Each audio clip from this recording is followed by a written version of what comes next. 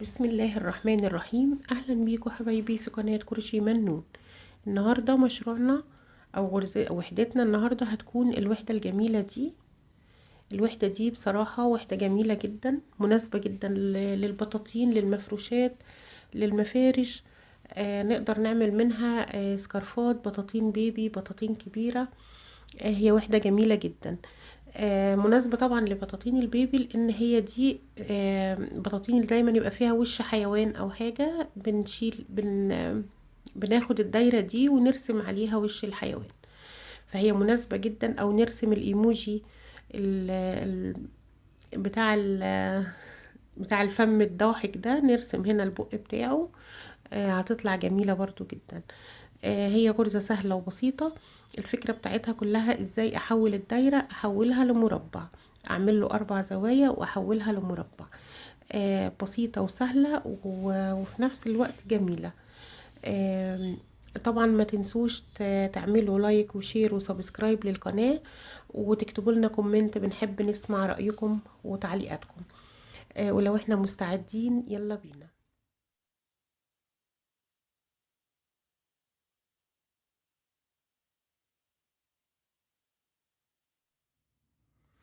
هشتغل بخيط هيمالايا. هشتغل باللون البينك وباللون الابيض. هستعمل ابرة 3 مليمتر، وطبعا المقص وابرة التنظيف. وهستعمل معاكم الماركرز بس علشان للتوضيح، لكن في العادي ان شاء الله مش هتبقي محتاجة الماركرز، لكن انا هستعملهم معانا للتوضيح. يلا بينا نشوف هنعمل ايه. بعمل عقدة البداية بالطريقة اللي احنا متعودين عليها، بس مش هشدها للاخر، هتبقى كده بس. هحط الابرة بتاعتي وهبدأ في الحلقة. هرتفع 1 2 3. 3 سلاسل دول انا مش هعتبرهم سلاسل ارتفاع، انا هعتبرهم سلاسل ارتفاع مش من العد بتاعي. هلف الخيط على الابرة وهدخل جوه الحلقة بتاعتي، اعمل عمود بلفة. معايا 3 حلقات، هطلع من حلقتين وكمان حلقتين، هلف الخيط تاني وهنزل اعمل عمود بلفة تاني. هكمل جوه الحلقة 12 عمود بلفة. انا كملت ال 12 عمود بلفة. هقفل الدايرة بتاعتي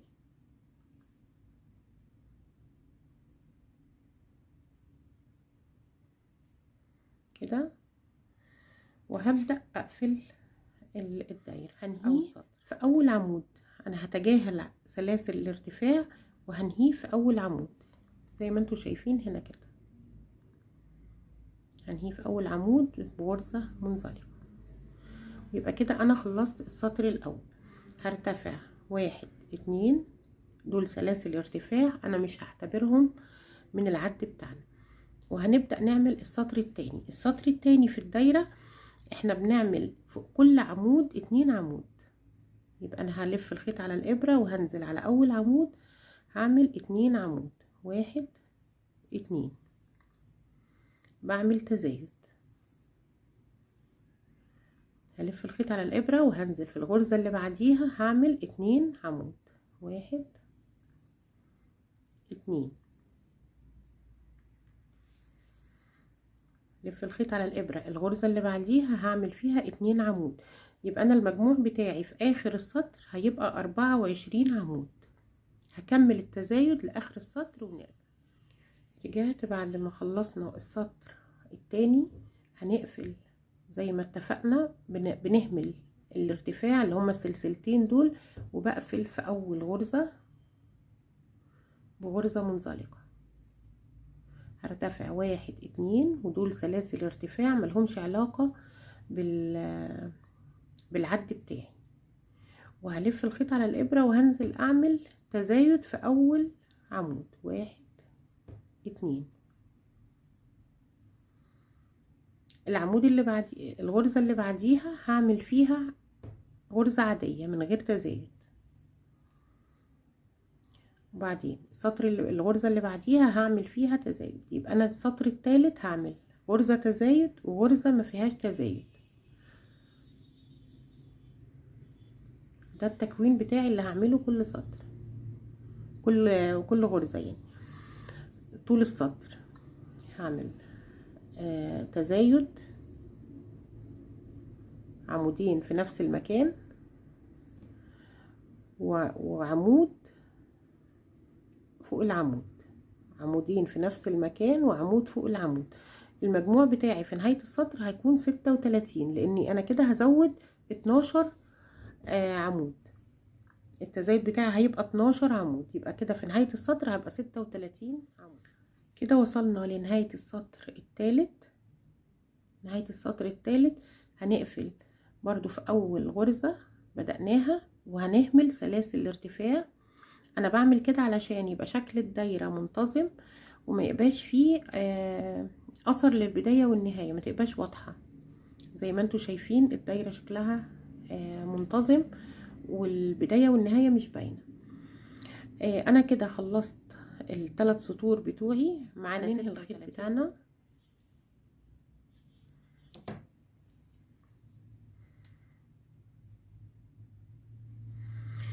وهبدأ اخفي الخيوط دي بإبرة التنظيف.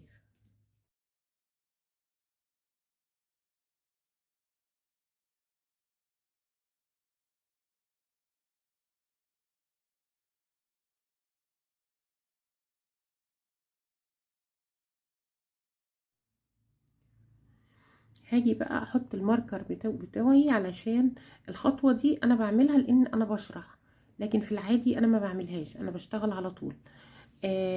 عدد الغرز دي 36. انا لو قسمتهم على 4 عشان عايزة يبقى عندي 4 زوايا هيكون رقم 9.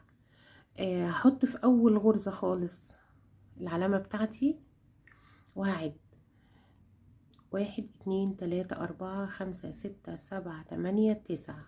في التاسعة هحط العلامة التانية 1 2 3 4 5 6 7 8 9. نحط العلامة التالتة 1 2 3 4 5 6 7 8 9. نحط العلامة الرابعة. اللي هيتفضل كام غرزة؟ 1 2 3 4 5 6 7 8 9. 9 غرز. يبقى انا كده حددت الاضلاع بتاعتي انا هحطها فين، او الكورنرز بتاعتنا، الاربعه كورنرز بتوعنا. نشوف بقى هنكمل ازاي. هجيب اللون التاني ونشوف هجيب الخيط بتاعي وهدخل فيه من مكان ما انهيت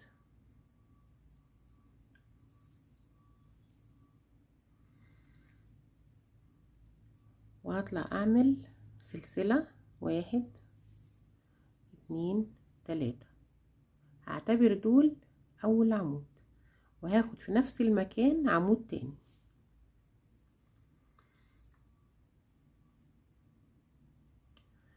في الغرزة اللي جنبيها هاخد عمود. يبقى كده اول غرزة عملت فيها 2 عمود، الغرزة اللي جنبيها عملت عمود، وبعدين 2 نص عمود. 2 نص عمود انا باخد الثلاث لفات بطلع منهم الثلاث لفات مع بعض. طبعا احنا عارفين نص العمود ارتفاعه سلسلتين، هاخد لفة على الابرة هطلع من الاتنين مع بعض، يبقى هعمل 2 نص عمود. وبعدين هرجع تاني اعمل كده من غير لفة، هعمل غرزة حشو وكمان غرزة حشو، يبقى كده 2 غرزة حشو. هرجع تاني اكرر اللي انا عملته، هعمل غرزة نص عمود وبعدين كمان غرزة نص عمود، وبعدين ارجع تاني اعمل غرزة عمود، وبعدين اجي للزاوية اعمل فيها التزايد بتاعي. التزايد بتاعنا بيبقى عمود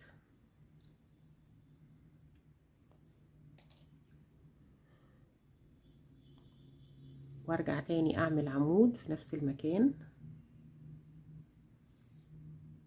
اعمل سلسلتين وارجع في نفس المكان اعمل عمود وكمان عمود. يبقى انا غرزة الزاوية هي عبارة عن صدفة، 2 عمود، سلسلتين، 2 عمود، قبليهم في عمود. يبقى انا لسه هبدأ الضلع التاني ده هعمل فيه اول حاجة خالص هعمل فيها عمود. يبقى انا ما عنديش تزايد غير في مكان الزوايا بس. هاخد 2 نص عمود. انا بعيد معاكم تاني اللي انا عملته في السطر في الضلع اللي فات. وبعدين 2 حشو، وبعدين تاني 2 نص عمود،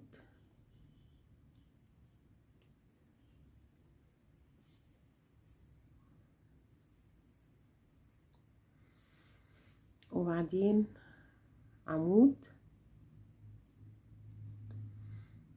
وهنا غرزة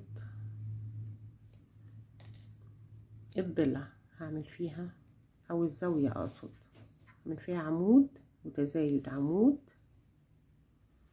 سلسلتين، واعمل تزايد تاني كمان 2 عمود عشان اكون الصدفة بتاعة الزاوية. يبقى كده انا عملت الزاوية التانية. هنكمل بنفس النظام وارجع لكم.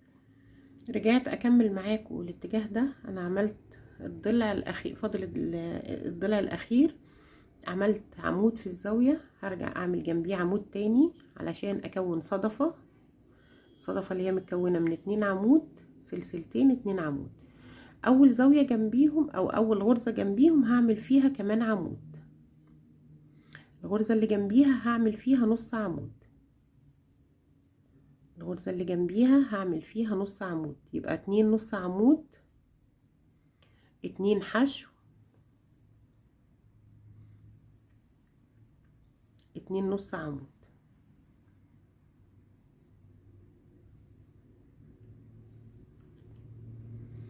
هيتبقى لنا عمود والزاوية الأخيرة.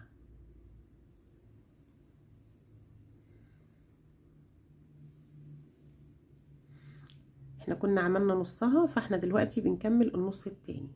هنعمل سلسلتين او هعمل سلسلة واحدة، وهلف الخيط على الإبرة وهدخل في تالت سلسلة ارتفاع علشان اعمل نص عمود. انا بعمل كده عشان اطلع في النص.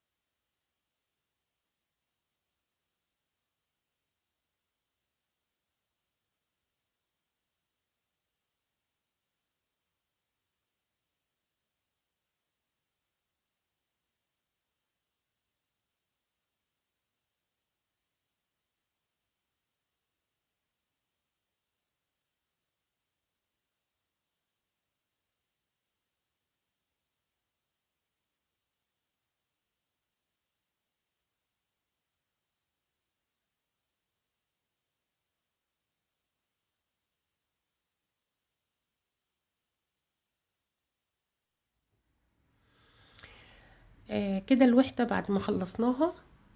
اتمنى تكون سهلة وبسيطة وسهلة التنفيذ، تقدروا تنفذوها بسهولة. يا رب يا رب الفيديو يكون عجبكم واستفدتوا منه.